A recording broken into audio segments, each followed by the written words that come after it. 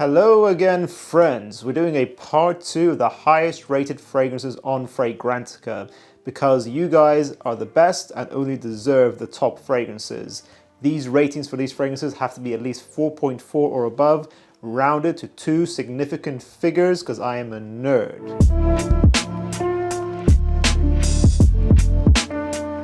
We've got 6 fragrances to go through today, guys. 4 of them can be considered cheapies. I'm going to show you the fragrance, and then I'm going to show you one positive review on Fragrantica from a user, and then one negative review to bring balance. Tommy Hilfiger's Impact Intense. This has 4.37 out of 5 on Fragrantica. Big Bob Ross says, lovely, strong, attacking, abrasive scent. I'm not sure if that's positive or negative. Damn, this smells nauseating. Like it smells like leathery, appley oud. It's so weird and funky smelling.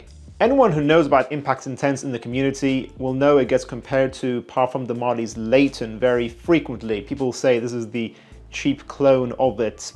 Now, this is not a clone, in my opinion. If I had to say a percentage of similarity between this and Layton, I'll maybe give this a 50% similarity. They both have apple and some woods, but that's about it. Whilst Layton is more like a gourmand, that's more vanilla, floral. This doesn't really have any florals. This isn't vanilla, this is an amber-based fragrance. It has some sweetness, but it's not as intense in the sweetness.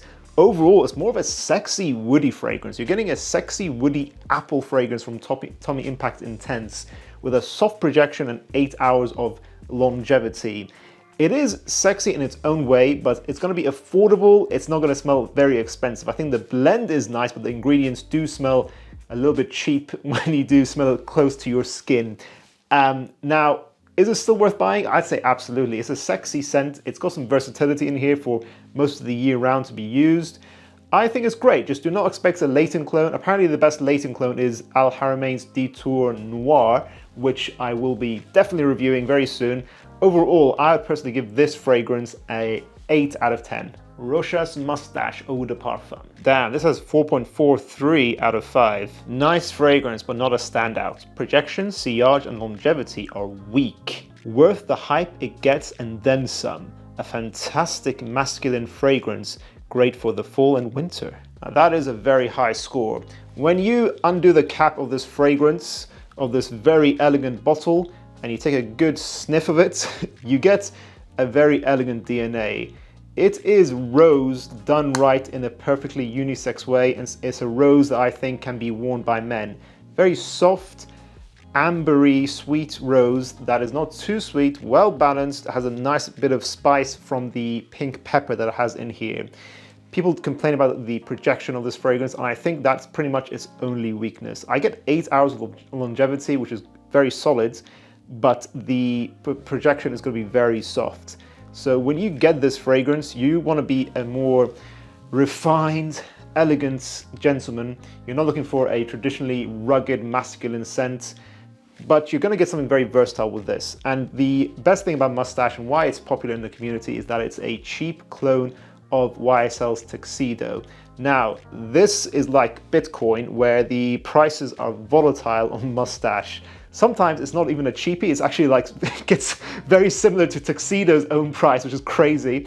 But now currently for the UK and the EU probably as well, on Notino, Mustache EDP is a lot more affordable now. So it's probably an 1/8 of the price of Tuxedo. So make sure you only get it when it is cheap.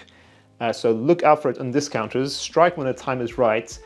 Otherwise, you're going to get a very expensive smelling, affordable fragrance. I think this is a really, really great offering. I will give it a 9 out of 10. Alexandrias Hafez 1984. I'm sorry, guys, I didn't put it the right way up. Let's try this again. 1984 Hafez. 4.38 out of 5. Beautiful, spicy, boozy tobacco scent with massive performance also. Smells really close to red tobacco. I absolutely love it. Like sniffing a box of Luden's throat drops with a bottle of wheated bourbon open nearby. I like it. I thought that was going to be a negative review, but apparently that's a compliment. Why should you get Hafez 1984, and why do I keep mentioning it on this channel? This is the kind of fragrance that keeps needed to be mentioned over and over just because it's not a big brand name, so I really want you guys to get exposure to it. I do think this is an absolute steal for the price. Can be considered again a cheapie if you go for the 30 ml bottle like I have here, and that's all you need because it's such a strong performer. Why is it so great? Hafez 1984 is basically all the best oriental scents in perfumery combined into one. Extremely strong spices, tobacco, boozy notes, and vanilla. Extremely sexy. It does have that ashy tobacco ashtray opening of red tobacco from by Mancera, but that smells a little bit too pungent and too harsh in that fragrance's opening. This is more smooth, and overall I think it's definitely not a clone of red tobacco at all. You still get a very strong performance of 12 hours with loud projection. I don't think you need more than 30 ml. 2 sprays for me fills up the entire room. Whenever I wear this, it's very likely I'm going to get a compliment with it. So if you want a big, attention-grabbing, compliment-getting fragrance for the cold weather, you cannot go wrong with this. I give this a 9 out of 10. Dior Ombre Nuit. Damn, 4.42 out of 5. In a perfect world, how sex should smell. Sensual, intimate, gorgeous. Literally the best perfume I've ever smelled. I am in love with the fragrance. It is just so attractive. Got a sample of this 5 ml. I used it only once. That's how much I disliked it. It smells like some Dior men's fragrances. Definitely not worth the price tag. Dior Ombre Nuit style can be compared to Rochas Moustache EDP. It is an elegant ambery rose fragrance, but this focuses more on the rose, and I think this is better blended than the Mustache and Tuxedo DNA. It has more complexity to it. I feel like it's a perfectly balanced rose and amber scent. A bit of spiciness in there, some citruses. Beautiful, absolutely romantic and sexy. I think it's unisex in the middle, leaning ever so slightly feminine, but I think a man can definitely rock this. It's extremely versatile. It is not my style, but objectively, this is a masterpiece, honestly. This gets you 8 hours of performance with a soft projection. I think most people will love this. I think it can be compared to Xerjoff's 40 knots, so don't buy both of these fragrances, buy one or the other. This is a great fragrance though. It's got great value for money as well. I think it's easily worth its price tag. I would actually give this a 10 out of 10. Missoni Wave, 4.36 out of 5. For the price, it is acceptable, nothing more, nothing less. Quite possibly my favorite fragrance in my collection, signature scent actually. Initial opening is pretty good, aquatic, citrusy, sweet vanilla accord. It then becomes way too sweet, making others nauseous. Missoni Wave gets the hype for being a clone of Allure Homme Sport by Chanel, as well as Versace Pour Homme. It's in that family's DNA of a citrus, aquatic, white floral neroli clean musk. So a very easy dumb reach summer fragrance DNA. Chanel's Allure Homme Sport focuses more on thick, creamy woods, whilst Versace Pour Homme is a bit more bright, piercing, more focusing on the neroli in that fragrance. I feel that Missoni Wave sits right in the middle of those two fragrances. I think it's a very impressive clone, and I think it has that DNA, but it's a bit more synthetic, honestly. So you're getting a cheaper price. This is about a quarter of the price of Allure Homme Sport. Getting 6 to 8 hours of longevity with a soft projection. Some people do complain about the performance. I think you'll think it's not lasting a long time, mainly because of how weak it does project.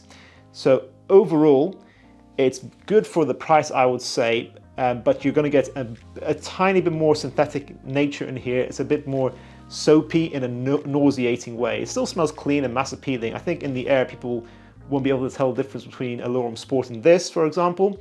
However, you are getting what you pay for. I think it's a little bit overrated in the community, and I think that rating of Fragrantica is too high. I'd give this a 7 out of 10. Speaking of Chanel, Bleu de Chanel Eau de Parfum, 4.36 out of 5. What can I say? It's a timeless masterpiece, the best blue fragrance ever created, and the best concentration of Bleu de Chanel. Okay, this one's a funny review. Too much of everything without any real character. For me personally, it is the hallmark of the new post-Boss bottled era, where this is yet another attempt to invent and sell an artificial synthetic smell. Damn, that's brutal. The Bleu de Chanel is a classic DNA at this point in time now. It is your fresh out the shower, versatile scent that focuses on sharp citruses at the top, some spices in the middle, and some woods in the base. The Eau de Toilette focuses the most on the citruses, bright freshness and that DNA. The Parfum focuses on the heady, strong, long-lasting sandalwood in this DNA. And I feel like the Eau de Parfum is the Goldilocks effect, perfectly right in the middle, focusing on the nice balance between the citruses, the woods, the nice amber in here, getting the perfect balance between fresh and sweet. Yes, Bleu de Chanel is extremely popular. You're not going to smell unique wearing Bleu de Chanel nowadays.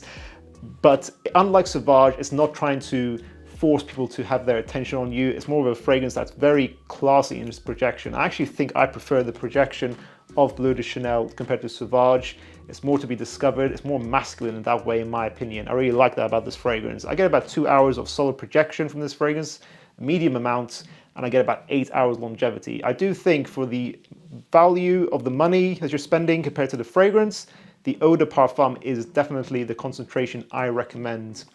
It is a very popular fragrance now at this point, but I still think it's a timeless masterpiece that's going to outlast all the other Bleu fragrances because they smell a bit too synthetic compared to this. I think this is a 9 out of 10, a masterpiece. So guys, what do you think of this video? We've now done 2 parts on Fragrantica reviews. Do you use Fragrantica yourself to make a purchasing decision? Do you care about the highest rated fragrances on this website? Let us know guys in the comments down below. Thank you for watching. Make sure to check out part 1 of this video series, and we'll see you guys in the next one. Bye bye.